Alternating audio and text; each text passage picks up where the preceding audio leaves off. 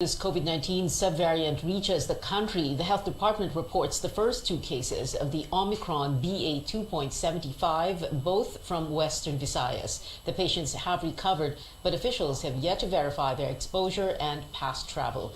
BA.2.75 is more contagious than the original Omicron variant.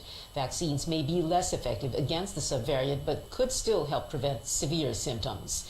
Other Omicron offshoots spreading in parts of the country. Over 1,000 new BA.5 cases detected in all regions except Zamboanga Peninsula and northern Mindanao, while the DOH records 26 more BA.4 infections and 18 more for the BA.2.12.1. Nationwide COVID-19 cases are at the same level as the infections back in the second week of February. A pandemic watchdog says the surge in Metro Manila is taking longer than expected. Octa research points out the rise in infections in the region was surprisingly slow and has exceeded the duration of the wave in South Africa. In South Africa, which we frequently use as a comparison for our projections, the entire wave lasted 2 months already. So by the second month, it was already downward. But now in Metro Manila, we haven't seen the peak yet. If it continues like it is now, I mean, the wave is going to last about 4 to 5 months, which is surprisingly long. Octa expects new infections to go up in other regions. The first monkeypox case in the country is recovering, while health officer in charge, Maria Rosario Vergara, says medical workers are ready to handle patients. Carolyn Bonkin tells us about the testing and isolation protocols for monkeypox infection. The health department officer in charge advises the public to isolate immediately at the first sight of monkeypox symptoms to avoid possible spread of the virus. Monkeypox can be managed at home, but a hospital stay might be needed if one has unstable health condition. For home isolation, a patient should remain alone in a room with its own restroom. Sila lang po sa kwarto, they cannot interact also with their families. Kanilang pamilya, especially those that had been exposed to the patient, kailangan nilang mag-quarantine. Patient and close contacts isolation and quarantine last at least 21 days. The incubation period of the monkeypox virus is 5 to 21 days.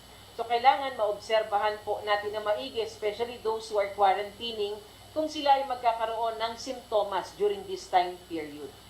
The country can test up to 1,000 samples for monkeypox daily through the Research Institute for Tropical Medicine. But testing is limited to those with symptoms, especially skin lesions. We cannot test everybody who has fever dahil mauubusan din po ang resources natin. It's not very practical and rational. No treatment for monkeypox has yet been approved in the country, so symptoms will be treated as they appear. Bagamat rare ang fatality rate ng monkeypox, mayroon din pong 10% chance kung tatamaan kayo nito, lalong-lalo na kung kayo ay immunocompromised. To prevent its spread, DOH advises patients to avoid scratching or manipulating the skin. Keep the lesions dry, clean, and covered. Doctors also advise disinfecting commonly touched surfaces, practicing good hand hygiene, and avoiding direct contact with possibly contaminated materials like patients' bed linens and used clothing. It's also best to use separate utensils. Lahat ng mga gamit yan, bago mo hawakan, magsuot ka ng gloves, no? Maghugas ng kamay, magsuot ng gloves, and then ilagay mo siya sa tamang lagayan na hindi ma-access at hindi magalaw ng ibang tao. Health officials remind the public anyone could get monkeypox through close contact, exchange of body fluids, and through respiratory droplets. But unlike COVID-19, it doesn't spread through the air over long distances. Caroline Bonkin, CNN Philippines. Vergara clarifies the Filipino in Singapore found positive from monkeypox is different from the Philippines' first case. The health department sees no need yet to tighten border controls to prevent the entry of more monkeypox cases. The agency points out intensified surveillance efforts are needed. The country's first monkeypox case was a 31-year-old Filipino who arrived from abroad last month. The patient had prior traveled to countries with documented monkeypox cases. Hindi po natin papalitan ng ating restrictions sa ngayon sa ating borders. Unang-una, even the WHO has declared that this virus, the threat of this virus is low to moderate risk. At sinabi din nila, hindi natin kailangang itigil ang trade, hindi natin kailangan mag-restrict ng ating borders. No recommendations from our experts regarding this matter. Ang kailangan natin lahat gawin is to intensify our surveillance efforts. Ang ating mga kababayan, dapat lahat tayo alam natin ang simptomas. Becerra says the first case had no symptoms when he arrived, but the patient had a fever which resolved before his flight back to the Philippines. Rashes only appeared a few days after arrival.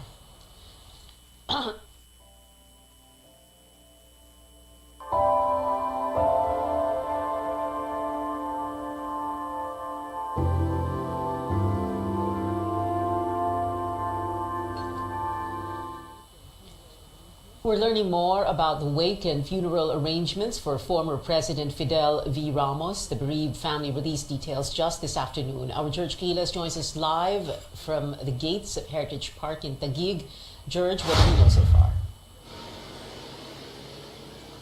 Pia, while grieving, the family of the former president wants to celebrate his life dedicated to service to the country.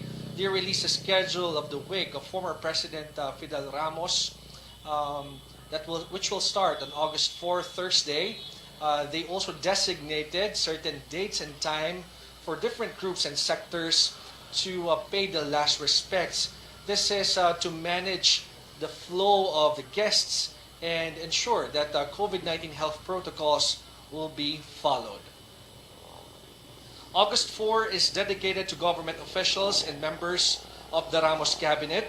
August 5 is for government officials, members of the diplomatic corps and civil society groups, and members of the media who covered Ramos in the Defense Department and Malacanang. August 6 is for military and law enforcement members, veterans, and members of the Rotary Club of Manila. Public viewing will be on August 7 and 8. The burial will be on August 9, Tuesday, at 10 a.m. at the Libingan ng mga bayani. The family of the former president expresses their gratitude to all those who have sent their messages of sympathy and support. They also sent their thanks to the armed forces and the office of the president for their assistance. Pia. George, where are FDR's remains now, and does his family have requests for guests at the wake? Well, Pia, the niece of the former president, Lila Shahani, says the family wants some private time as they grieve here at the Heritage Park. Now, for those who will visit the wake, they are requesting them to wear white. And for those who plans to send flowers, they are requesting them to instead donate to the foundations that are close to the heart of the former president. Pia? George Quiles there reporting. As the country mourns the former President Ramos, we look back at a CNN Philippines exclusive interview in 2016 where Mr. Ramos talked about the lessons he learned as chief executive, the challenges then President-elect Rodrigo Duterte would face, and the opportunities they both had to unite the nation after a divisive election. The full interview airs tomorrow at 8:30 p.m. and again, same time on Saturday, August 6.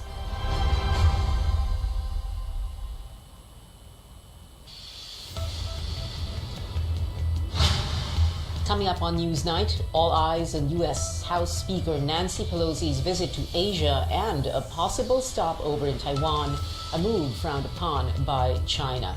And a lawmaker wants an extra month's pay for Filipino workers. Stay tuned to CNN Philippines.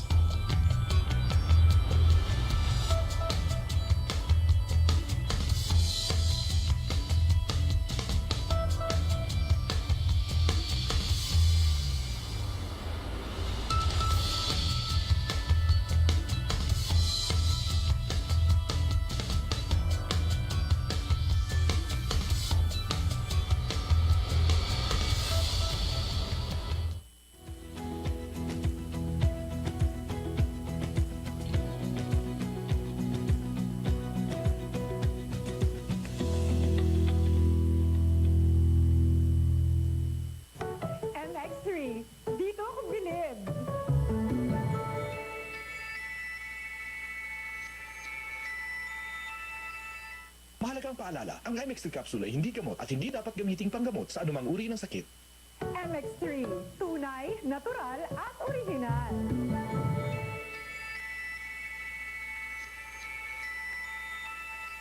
Mahalagang paalala, ang MX3 capsule ay hindi gamot at hindi dapat gamiting panggamot sa anumang uri ng sakit. Fried chicken? Timplang happy! With easy-to-cook Magnolia Chicken Timplados. Iba't ibang sarap ng chicken, kaya. Anong Magnolia Chicken Timplados mo? Iba't ibang easy chicken sarap.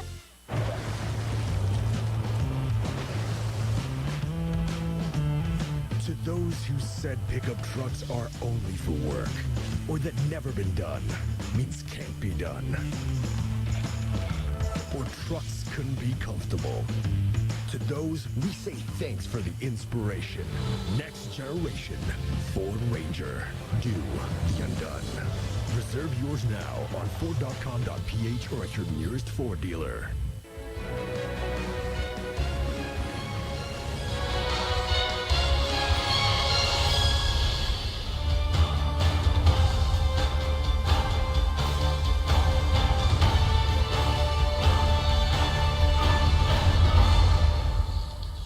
This is Newsnight on CNN Philippines. The government is working to address a possible shortage of sugar with prices on the rise. President Bongbong Marcos, who is also Agriculture Secretary, met with his department and sugar industry stakeholders Friday. A DA official says the agency will meet again with concerned sectors tomorrow to discuss the recommended volume of sugar needed. We have to make sure first we have a proper inventory kung ano yung ating supply situation before we can even recommend kung magkano pa, gaano karaming volume pa po ang kakailanganan. But what we are looking at right now is the supply at hand, no? Dito kung ano ang meron tayong supply dito sa ating bansa, and most likely, no, how to make this sugar available para sa ating mga household consumers. Dahil po, alam natin na ang ating sugar po, yung pag-demand po ang pinag-uusapan, nahahati po yan sa household consumption tsaka sa industrial. The Sugar Regulatory Administration recently said supply could run out this month if the government does not import. Senators speak up on President Marcos' decision not to rejoin the International Criminal Court. Senator Bato de la Rosa among those who support the move. He calls himself the number 2 accused in the ICC probe into the Duterte administration's drug war. De la Rosa was National Police Chief at the height of the drug war in 2016. Lalabas at lalabas ang katotohanan, but not before then, before a Filipino court. Palabasin natin katotohanan dito sa Filipino court na ito. Sabi ko nga sa inyo right here, right now, pwede nyo akong bitayin. Basta magbitay sa akin yung korte ng Pilipinas. Senate Committee on Foreign Relations Vice Chairman Francis Tolentino says the move reflects the country's independent foreign policy and sovereignty. Senate Majority Leader Joel Villanueva says while he respects the president's decision, the country should consider returning to the ICC. He hopes to speak to Mr. Marcos or to send a message either through Senate President Mig Zubiri or presidential sister Senator Amy Marcos. Senate Minority Leader Coco Pimentel disagrees with the policy, but he notes the decision is a presidential prerogative. Pimentel's only colleague in the minority, Risa Ontiveros, calls Mr. Marcos' move regrettable. Ontiveros says she hopes the president will not block investigations of supposed violations that took place before the country withdrew from the Rome Statute in 2019.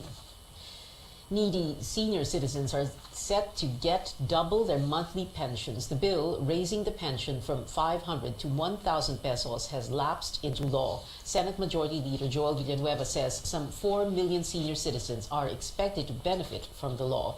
Villanueva says the law would need a funding of 22 to 24 billion pesos per year. Without a budget this year, he says funding may come from tax proceeds from offshore gaming operators and so-called SIM taxes, among others. I have to admit na when we passed this law, wala pang budget nung pinas natin yung batas, no? So that's reality. Number 2, kung meron tayong magagawa, as we mentioned a while ago, and we are looking and monitoring the agencies and departments, sino yung gumagastos. I cannot promise na by next month, for example, ma-implement ito, no? Dahil yung IRR, hihintayin din po natin. Meanwhile, a lawmaker is again pushing for a 14th month pay for all workers. Kabayan Party List Representative Ron Salo filed a bill seeking the additional pay for workers in the public and private sector regardless of employment status. Salo says the 13th month pay should be given on or before May 31st, ahead of the opening of classes, and the 14th month pay before Christmas. The lawmaker filed a similar bill in the 18th Congress, but it did not get past the committee level. World developments now. U.S. House Speaker Nancy Pelosi expected to visit Taiwan during her tour of Asia. The trip could spark even greater instability between the U.S. and China, which is now threatening military action. Beijing considers Taiwan a renegade province. Tristan Odalo tells us how this could affect the Philippines. The Philippine government is closely monitoring the developments on the visit of U.S. House Speaker Nancy Pelosi to Asia, which may include the historic visit to Taiwan, something that China firmly rejects and has opposed in the recent days. In a statement, the DFA urges the U.S. and China to ensure proper communication and avoid any miscalculation and further escalation of tensions. The Philippines also expects the two countries to be responsible actors in the region. From Singapore, Pelosi is expected to travel to Malaysia, South Korea, and Japan. Taiwan is not included in her official itinerary. The Chinese Foreign Ministry slams Pelosi's possible Taiwan visit and warns that it could lead to serious consequences. Beijing adds that they are closely monitoring Pelosi's trip as a visit to Taiwan is considered a gross interference in China's sovereignty. People's Liberation Army will not sit back. China will take resolute and strong countermeasures to defend its sovereignty and territorial integrity. Foreign policy experts are also keeping close tabs on the developments in Taiwan because this could have a domino effect to the Southeast Asian region and the South China Sea issue. It is important because Manila will become a buffer zone if in case Taiwan will be taken by force by China. The rivalry between the US and China will be intensified and the Philippines will have a crucial role in this competition and definitely the Philippines will also be affected. Experts say that future developments in Taiwan could have potential impact on the country's national security and on the lives of thousands of overseas Filipino workers or OFWs. Tristan Udalo, CNN Philippines, Guangdong, China. Meron pa!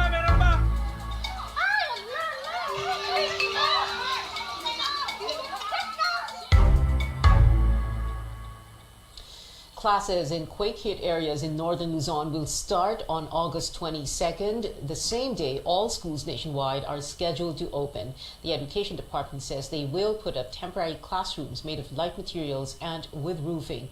It adds these classrooms can be set up in just 3 days. The agency says they're continuously coordinating with local governments for vacant lots to use vacant lots in their areas. We are focusing po on, aside from asking for additional budget from the DBM, we are focusing on quick interventions para po hindi maantala yung pag-aaral ng ating mga learners. DepEd is asking the Budget Department for an additional 1.4 billion pesos for these classrooms. That's aside from the 16 billion pesos needed for the reconstruction of classrooms damaged by past storms. A historical site where one of the most remembered Filipino revolutionary leaders of the 1700s once took refuge suffered major damage from last week's earthquake. Our George Quiles has that story. This is the Carino House in Tayum Abra, a centuries-old structure built by Nicolas Carino, uncle of Filipina hero Gabriela Carino Silang. When Gabriela's husband Diego was assassinated, after leading a successful battle against the Spaniards in Vigan, Ilocos Sur, Gabriela fled to this house to consolidate the remaining forces and continue the war against the colonizers. She started there, calling the people, the officers and the soldiers of Diego Silang. They would meet down here at night. But the powerful earthquake last Wednesday took a heavy toll on this historic structure, destroying a huge portion of this important site. As you can see, it's been damaged. This is the old flooring. Now, this used to be where Gabriela Silang used to stay, pero hindi na siya na-maintain. Beside the house, a museum was built by former Ambassador Rosario Carino after the death of her wife in 1993. It houses important artworks, both traditional and fine arts, from the Philippines and abroad. Part of the collection, a Juan Luna, a Fernando Morsolo, and a Pablo Picasso. The museum also suffered the huge damage from the quake, forcing the family to close it to the public. The initial plan is to restore both the house and the museum on their own. This thing is a work of nature. So we have to accept our losses. We have to accept, try to save what we can in honor of my father. But well, like the saying goes, we will rise stronger, better. We started this without assistance from the government. We will do it without the assistance of the government. Millions of pesos may be needed to restore this important heritage site, but the Cariños say they'll do whatever it takes to preserve the property of national significance, not just for them, but for the next generation who may be inspired by the heroism of a Filipina named Gabriela Silang. From Tayum Abra, George Cahiles, CNN Philippines. Up next on Newsnight, Gila's head coach Chot Reyes welcomes lawmaker support for the national basketball team. And still trending, the controversial dead air, the 2022 Binibining Pilipinas Coronation Night. More after the break.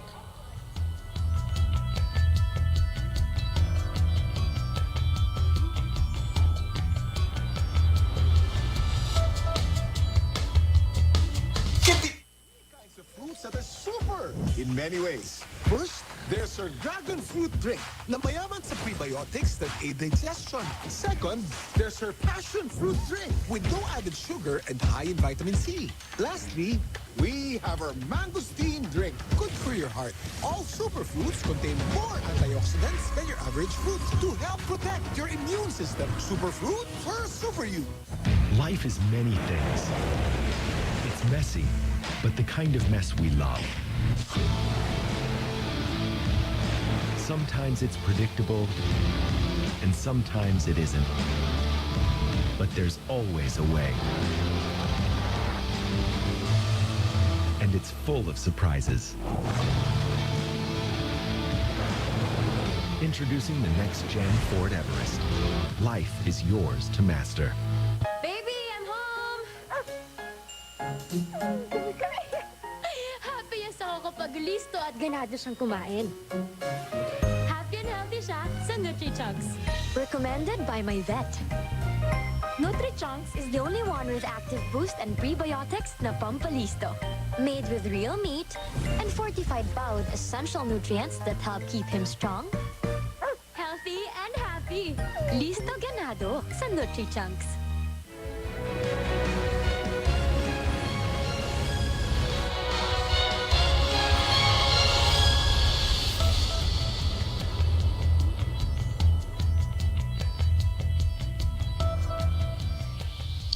Welcome back. Gilas Pilipinas head coach Chot Reyes welcomes a Senate resolution seeking ways to support the team. Reyes told CNN Philippine Sports Desk he's open to assistance from both the public and private sectors.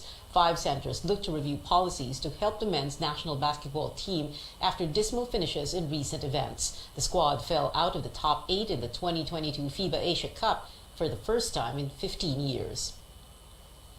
Over in the PBA, the Philippine Cup semis kick off tomorrow with defending champion TNT Tropang Giga facing the Magnolia Hotshots. The game tips off at 3 p.m. at the Araneta Coliseum in Quezon City. And at 6, the Meralco Boats go head-to-head against the San Miguel Beermen. In entertainment, Binibining Pilipinas hosts Catriona Gray and Nicole Cordoves clear the air, or perhaps dead air, in announcing the winners at Sunday's coronation. Gray and Cordoves clarified on social media the results they announced on stage were accurate and that the event's tabulators even confirmed their validity. The statement comes after netizens speculated a Steve Harvey moment may have happened. There was about 3 minutes of silence, or dead air, before Miss Binibining Pilipinas International was announced. The hosts and pageant officials were seen in a huddle while this happened. Gray and Cordoves did not explain why there was a pause. Now for Star Wars fans, here's a sneak peek at the latest installment of the legendary franchise. Disney Plus released a trailer for Andor, which explores the beginning of the rebellion against the Galactic Empire. Diego Luna is back for his role as Cassian Andor and his character's evolution from a thief into a noble hero. To steal from the Empire? To just walk in like you belong? They're so proud of themselves. So fat and satisfied. They can't imagine that someone like me would ever get inside their house. The first 3 episodes stream on Disney Plus by September 21st. The platform has yet to arrive in the country. And from television to theaters, whether you're looking for thrills, chills, or the stories behind the headlines, there's a movie for you coming soon. CNN's David Daniel has a trio of trailers in tonight's Hollywood Minute. We're doing something Saturday. The 3 of us, best holiday of the year, just like always. It'll be wicked. Friends vow to spend the night locked in a supposedly haunted Halloween store. What could go wrong? Here's a look at the first trailer for Spirit Halloween, the movie, which arrives on VOD October 11th. Your commanding officer called you one of the best pilots he's ever seen. It must be hard being the naval aviator. Absolutely. Devotion, inspired by a true story, focuses on 2 elite U.S. Navy fighter pilots during the Korean War.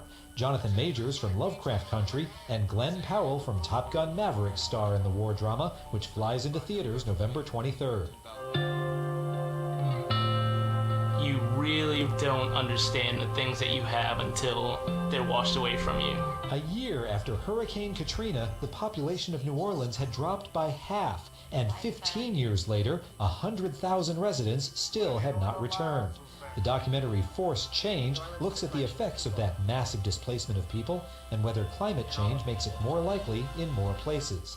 Forced Change is now available on digital platforms. In Hollywood, I'm David Daniel.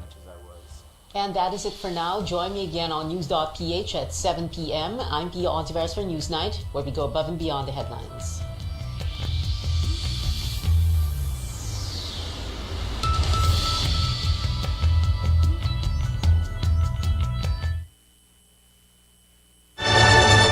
RPN Radio Philippines Network.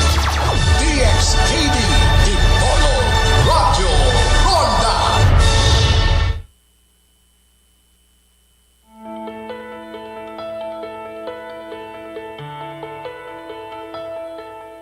The Bayanihan spirit is one of the most admirable values of our fellow countrymen. Every day, we see ordinary Filipinos turn into modern-day heroes. And one way people show this is through blood and organ donation.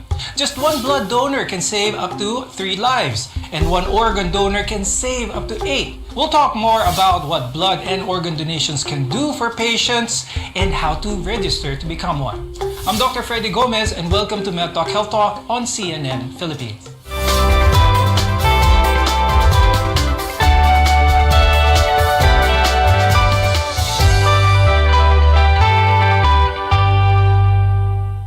Blood transfusions and organ transplants have granted many a second chance at life. Our guests are here today to tell us more about this. With us is Dr. Amiel de la Cruz, who is a nephrologist and the chairman of the Department of Medicine at the Medical City. Also with us is Dr. Charlene Noguera. She is a cornea and external disease specialist from the Asian Eye Institute. Now, every day, thousands of people need donated blood to keep them alive and well, practically. Now, I'll start the discussion with Dr. Amiel. Pag-usapan natin ang blood donations. This is something that a lot of our viewers, I'm sure, are very familiar about. Let's start first with some of the reasons why kailangan mag-donate ng blood. Well, there are a lot of patients needing blood transfusion. For example, kidney patients. Kidney patients are prone to anemia. And every so often, these patients need donated blood.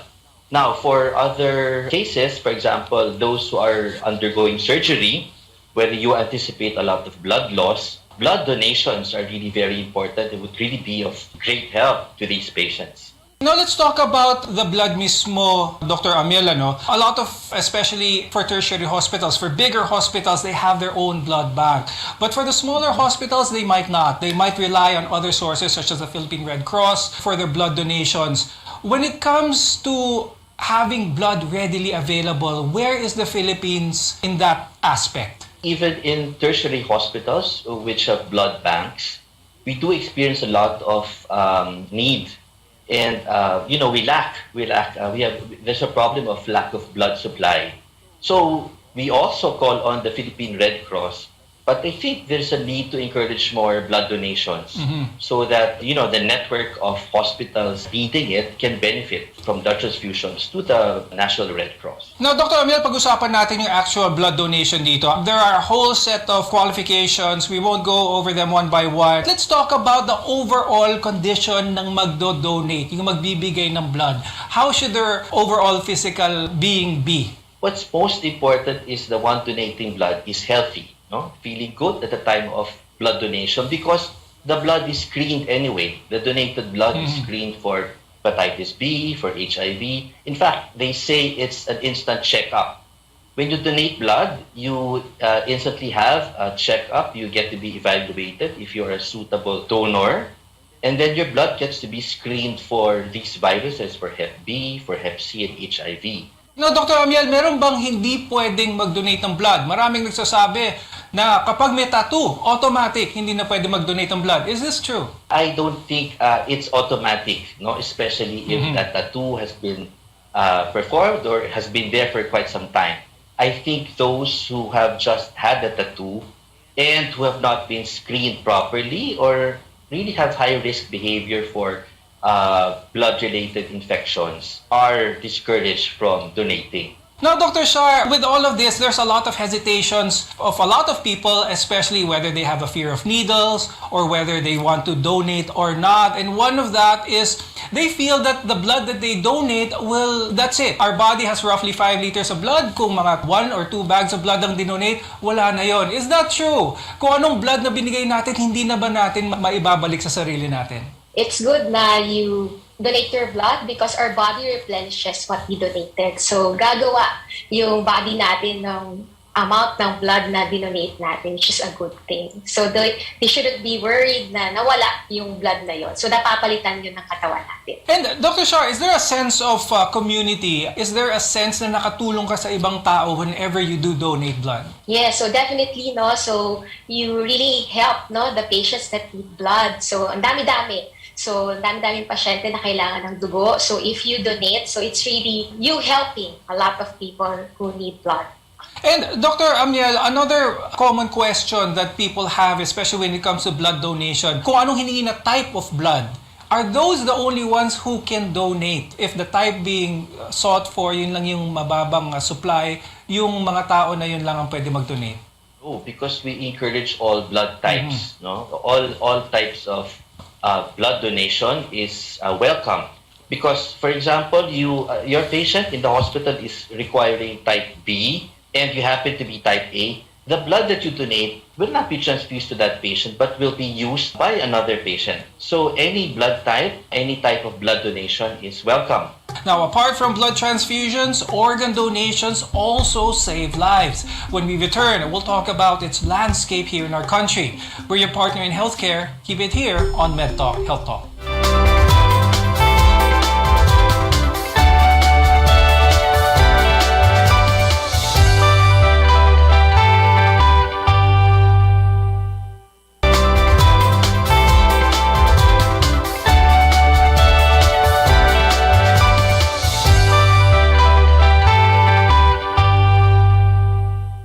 I'm Dr. Freddy Gomez and welcome back to MedTalk Health Talk. Today, we are talking about donations, blood donations, organ donations, and how to be an organ donor, because what you donate may save a life later on. Earlier, we discussed about blood donations. Now, let's talk about donating your organs, or some of your organs for that matter. Dr. Amiel, let's talk about the kidneys, because kidney disease is one of the most common diseases that requires organ transplant here in the Philippines. Now, before we talk about organ transplantation, let's talk about what happens, why the body needs a new organ. When organs fail, when the organs cease to deliver its functions, for example, the kidneys, there's no other way to save the patient's life but to replace that kidney function either through dialysis or transplantation. So we do organ transplantation for all organs that have failed when it has ceased to function, without replacement, life will not be possible. The patient will not be able to survive. If a live donor, for that matter, is going to donate one of their kidneys, they will be left with one. My question is, can a person live their life normally with just one kidney? Definitely, no. A healthy living donor who'd like to donate one of his kidneys, for as long as the patient is healthy, he does not have any chronic diseases like hypertension and diabetes, of course the patient will be able to survive with just one kidney. I think that's one of the most common misconceptions why some patients hesitate to donate. Now, Dr. Amiel, a lot of our viewers maybe heard that whenever they transplant an organ, whether it be the kidney or something else, it has to be a match. It has to be... What exactly are we talking about here kapag kailangan itong ay matched? Just like blood transfusion, it is blood type specific. So it's important to know your blood type so you know to whom you can donate your organs to or your blood to. It's blood specific and it's tissue specific. Now, aside from blood typing, we also do tissue typing and cross-matching, because when you donate an organ or when you donate blood, it should be compatible with the recipient. Now, Dr. Amiel, if someone needs a kidney badly, but none of his relatives are a good match, ano na ngayon ang options? Is there a wait list for that matter, a national list for transplanting of organs? There is actually a national list for a central list that has the list of all transplant possible recipients. It's under the DOH. It's under the body called the Philippine Network for Organ Sharing. It's our counterpart to the United Network for Organ Sharing, which has the master list of all possible kidney transplant recipients. I'd like to talk to Dr. Shar about another common organ that is transplanted here in the Philippines, and that are corneas. Let's talk about that. Dr. Shar, ano ba yung cornea natin? And why does it need, or why can it be transplanted into another person? So this is the front part of our eye. It's the crystal, no? It's the crystal that covers the front part of our eye. So usually itong cornea na to, if there are pathologies or sakit, nagkakaroon siya ng peklat o nagkakaroon siya ng any opacity, haze, o usually yung common din na nangyayari dito sa Philippines is meron tinatawag na corneal dystrophy, yung Fuchs corneal dystrophy, wherein yung cornea ay mabilis mapagpag yung mga cells ng mga ito. So lalo siyang pumuputi or napupuno ng tubig. So yun yung mga sakit na kailangan palitan yung cornea ng pasyente. Now, Dr. Shar, bakit ang cornea lang? Bakit hindi pwedeng i-donate yung buong mata? Actually, sa ating eye bank, so may option silang i-donate yung whole eyeball ng pasyente or ng magdo-donate or yung cornea lang o yung crystal. Kasi nagagamit din ng eye bank yung puti or yung tinatawag na sclera. So we can donate also the sclera or yung puti ng mata ng pasyente because we also use it in other surgeries. As a reminder to our viewers, when it comes to cornea donations, ito po ay sa deceased donors lang ang pwede. Now, when it comes to corneal transplantation, meron din bang master list ba ito? Paano ba nakaka-avail ang mga taong kinakailangan ng corneal transplant, Dr. Shar? So, fortunately sa Philippines, meron tayong Eye Bank Foundation of the Philippines. So, it's a non-profit organization that make sure na yung mga na-donate na cornea ay hindi masasayang or hindi mapupunta talaga siya sa tamang pasyente. So, sa eye bank, usually yung kaming mga cornea specialist, nagpapalista kami ng mga pasyente namin dun sa Eye Bank Foundation of the Philippines. Around 40 kami na cornea specialist sa buong Pilipinas. So, umiikot yung donors, kunyari, Dr. A, then Dr. B, ganon. So, iikot yon. So, imagine how many Filipino patients need cornea. So, as of today, we have 325 patients in the waiting list sa ating eye bank. So, kulang na kulang po talaga yung donors na nakukuha natin from dito sa Philippines. So, usually po, ang waiting time natin napakatagal sa ngayon because of the pandemic din, no? Isang factor din yun. So, 6 months to 1 year, ganun ang inaantay ng isang pasyente para sa cornea. No, Dr. Shar, when it comes to the corneas as well, like the kidneys, pinag-usapan ni Dr. Amiel kanina, yung what it means na kailangan match ito. Ganun din ba kadelicate when it comes to corneal transplant. Yeah. Compared to the kidney, yung corneal transplant is much more, mas successful yan. So because it doesn't need any typing or matching. So yan ang maganda sa cornea. Kasi ang cornea natin, yung crystal na yan, is avascular. Wala siyang mga ugat. So hindi kailangan na yung type A lang ang makapag-donate sa type A din na pasyente. So usually, ang eye bank, so no matching needed. Ang titinan lang ng eye bank is niro-rule out yung mga infection na pwedeng mapasa dun sa pasyente from the donor. When we return, we'll discuss the quality of life of someone who has undergone an organ transplantation and how you can register to become a donor. Your health is our mission here on MedTalk Health Talk.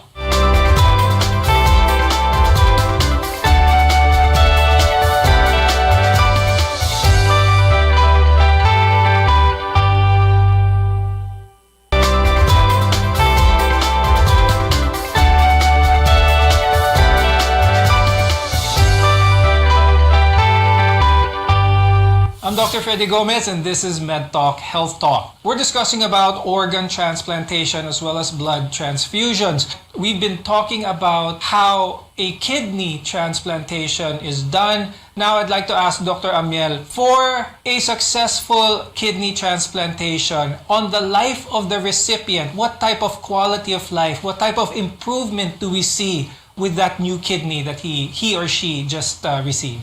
Kidney transplantation has a survival advantage over dialysis. And patients who have chosen to undergo kidney transplantation over dialysis or were shifted from dialysis, one very important thing is they become free from dialysis treatments. No? They are, they gain that freedom, no more dialysis every so often, and they can now be more mobile.